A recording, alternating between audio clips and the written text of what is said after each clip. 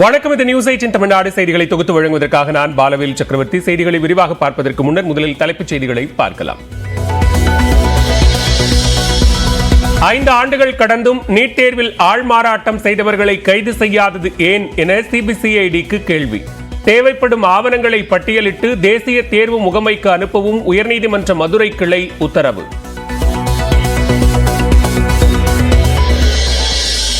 சட்டவிரோத பணப்பரிமாற்ற வழக்கில் செந்தில் பாலாஜி கேட்ட ஆவணங்கள் ஒப்படைப்பு. நீதிமன்றத்தில் ஆஜர்படுத்தப்பட்ட நிலையில் 47வது முறையாக நீதிமன்ற காவலை நீட்டித்து சென்னை முதன்மை அமர்வு நீதிமன்றம் உத்தரவு.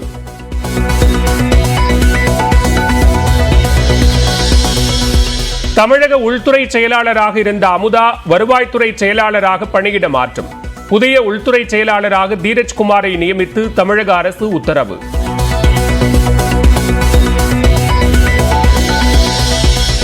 சென்னை மாநகராட்சி ஆணையர் ராதாகிருஷ்ணன் உணவுத்துறை செயலாளராக மாற்றப்பட்ட நிலையில் புதிய ஆணையராக குமரகுருபரன் நியமனம். பள்ளிக்கல்வித்துறை செயலாளராக மதுமதி, தமிழ் வளர்ச்சித்துறை செயலாளராக ராஜாராமன் நியமனம்.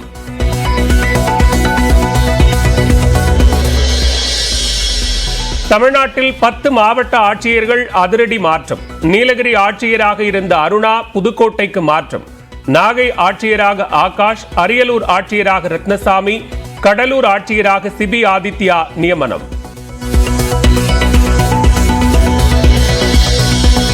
காவிரி நீர் தரமறுக்கும் கர்நாடகாவுக்கு கண்டனம் தெரிவித்து தமிழ்நாடு அனைத்து சட்டமன்ற கட்சித் தலைவர்கள் கூட்டத்தில் தீர்மானம். தேவைப்பட்டால் உச்சநீதிமன்றத்தை நாடி சட்டப்பூர்வ நடவடிக்கை மேற்கொள்ளப்படும் எனவும் முதலமைச்சர் மு.க. ஸ்டாலின் உறுதி. தென்மேற்கு பருவமழை சாதகமாக இருக்கக்கூடிய சூழ்நிலையிலும் கர்நாடக அரசு இவ்வாறு நடந்து கொள்வதை எந்த விதத்திலும் ஏற்றுக்கொள்ள முடியாது. காவிரி நடுவர்மன்றத்தின் இறுதி தீர்ப்பு மற்றும் மாண்புமை உச்சநீதிமன்ற ஆணையின்படி தமிழ்நாடு பெற வேண்டிய நீரை உடனடியாக பெறுவதற்கு தேவைப்படி மாண்புமை உச்சநீதிமன்றத்தை நாடி அனைத்து சட்டபூர்வமான நடவடிக்கைகளை மேற்கொள்ள இக்கூட்டம் ஒருமனதாக தீர்மானிக்கிறது. காவிரி நீரை உடனே பெற தேவையான நடவடிக்கை எடுக்க வேண்டும் என்று எஸ்பி வேலுமணி கோரிக்கை. தமிழகத்திற்கு காவிரி நீர் கிடைக்க பிரதமர் நடவடிக்கை எடுக்க வேண்டும் என செல்வ பெருந்தகை வலியுறுத்தல். திருவாரூர், மன்னார்குடி உள்ளிட்ட டெல்டா மாவட்டங்களில் ரயில்களை மறித்து விவசாயிகள் போராட்டம். காவிரியில் உரிய நீர் திறக்காத கர்நாடகாவை கண்டித்து போராட்டம். கர்நாடக அரசு, மோடி அரசு, ஒன்றிய அரசு, மோடி அரசு வழங்கிடு. கனமழையை தொடர்ந்து கர்நாடக அணைகளில் இருந்து காவிரியில் 25,000 கன அடி நீர் திறப்பு. காவிரி விவகாரத்தில் தமிழ்நாட்டிற்கு முடிந்த அளவு ஒத்துழைப்பு வழங்குவோம் என கர்நாடக துணை முதலமைச்சர் டி.கே. சிவக்குமார் உறுதி.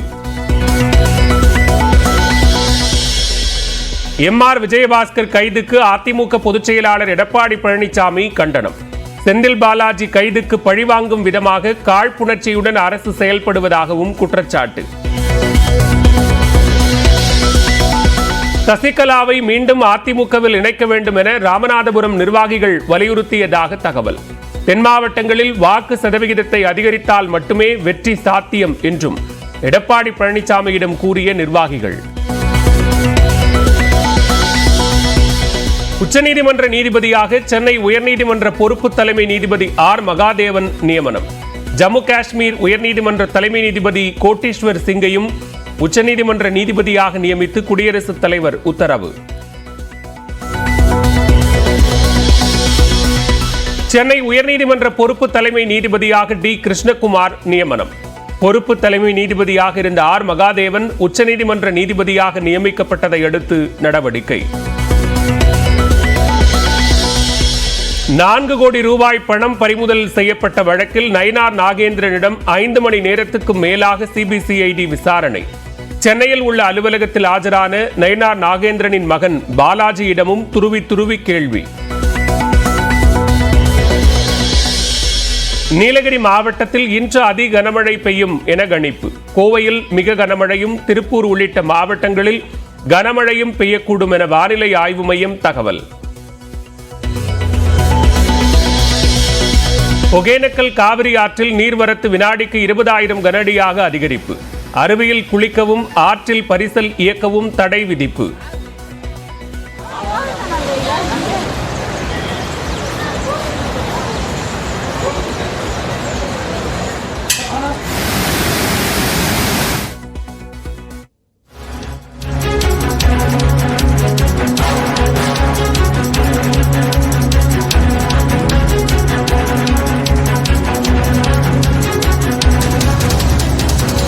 தற்போதைய அண்மை செய்தியை பார்த்துக் கொண்டிருக்கிறோம். போதைப்பொருள் கடத்தல் வழக்கில் கைது செய்யப்பட்ட ஜாஃபர் சாதிக்கிற்கு 3 நாள் போலீஸ் காவல் தற்போது வழங்கப்பட்டிருக்கிறது. மிக குறிப்பாக அமலாக்கத்துறை சார்பில் 15 நாள் காவல் கேட்ட நிலையில் தற்போது 3 நாட்கள் காவல் அனுமதி அளிக்கப்பட்டிருக்கிறது. இது தொடர்பான கூடுதல் விவரங்களோடு இணைகிறார் எமது நீதிமன்ற செய்தியாளர் மதன். விவரங்களை பதிவு செய்யலாம். போதைப் பொருள் கடத்தல் வழக்கில் டெல்லி மத்திய போதைப் பொருள் கடத்தல் தடுப்பு காவல்துறையால் கடந்த மார்ச் மாதம் ஜாஃபர் சாதிக் கைது செய்யப்பட்டார். இதன் பிறகு இவருக்கு சட்டவிரோத பண பரிவர்த்தனை நடத்தியதாக அமலாக்கத்துறையும் இவருக்கு எதிராக வழக்கு பதிவு செய்து கடந்த ஜூன் 26ஆம் தேதி கைது செய்தது. கைது செய்யப்பட்ட ஜாஃபர் சாதிக் நேற்றைய தினம் சென்னை முதன்மை அமர் நீதிமன்றத்தில் ஆஜர்படுத்தப்பட்டிருந்தார். இந்த நிலையில்தான் இவரை 15 நாட்கள் காவலில் எடுத்து விசாரிக்க அனுமதி கேட்டு அமலாக்கத்துறை ஒரு புதிய மனு தாக்கல் செய்தது. இந்த மனு இன்று நீதிபதி அல்லி முன்பு விசாரணைக்கு வந்தது. அப்போது புழல் சிறையிலிருந்து ஜாஃபர் சாதிக் நீதிமன்றத்தில் அழைத்து வரப்பட்டார். அப்போது இந்த வழக்கின் விசாரணை அதிகாரி சுனில் சங்கர் யாதவ் ஆஜராகி சாட்சியம் அளித்தார். சாட்சியத்தை பார்க்கும்போது, அதாவது ஜாஃபர் சாதிக் மீது ஏற்கனவே போதைப் பொருள் கடத்தல் தொடர்பாக சென்னை மற்றும் மும்பையில் வழக்கு நிலுவையில் உள்ளது. அது மட்டும் இல்லாமல் வெளிநாடுகளிலிருந்தும் இந்த போதைப் பொருள் கொண்டு வரப்பட்டுள்ளது. எனவே இத்தொடர்பாக பெருமளவில் ஒரு பண பரிவர்த்தனை நடைபெற்றுள்ளது. இதனால் யார் யார் பயனடைந்தாலும் இது தொடர்பான விசாரணை நடத்த வேண்டியது அவசியம். எனவே 15 நாட்கள் காவலில் விசாரிக்க அனுமதிக்க வேண்டும் என்று அவர் சாட்சியம் அளித்திருந்தார். அப்போது நீதிபதியை பொறுத்தவரைக்கும் ஜாஃபர் சாதிக்கை அழைத்து காவலில் செல்வதற்கு விரும்புகிறார் என்று கேள்வி எழுப்பினார்கள். அப்போது ஜாஃபர் சாதிக் ஏற்கனவே 3 நாட்கள் தன்னை அமலாக்கத்துறை காவல் எடுத்து விசாரித்து விட்டது. அனைத்து கேள்விகளும் தான் பதிலளித்து விட்டேன். மேற்கொண்டு எதற்காக என்னை மீண்டும் காவல் எடுக்க வேண்டிய அவசியம் இல்லை.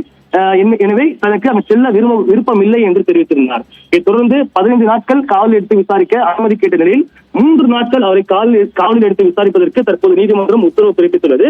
அது மட்டும் இல்லாமல் 19ஆம் தேதி அவரை மீண்டும் ஆஜர்படுத்த வேண்டும். 18ஆம் தேதி அவரை உறவினர்களை சந்திக்க அவருக்கு அனுமதி வழங்க வேண்டும் என்ற ஒரு உத்தரவையும் தற்போது சென்னை முதன்மை அமர்வு நீதிமன்றம் வழங்கியுள்ளது. பாலா, நன்றி மதன், விரிவான விவரங்களை பதிவு செய்தமைக்கு.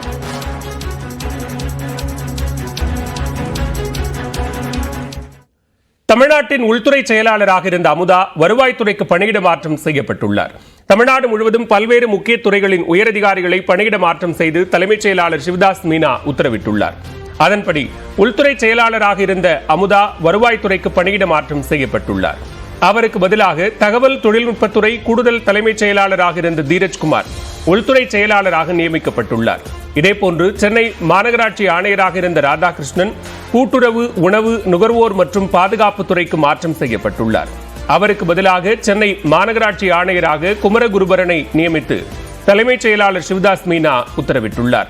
சிட்கோ நிர்வாக இயக்குநராக உள்ள மதுமதி பள்ளிக்கல்வித்துறை செயலாளராக நியமிக்கப்பட்டுள்ளார்.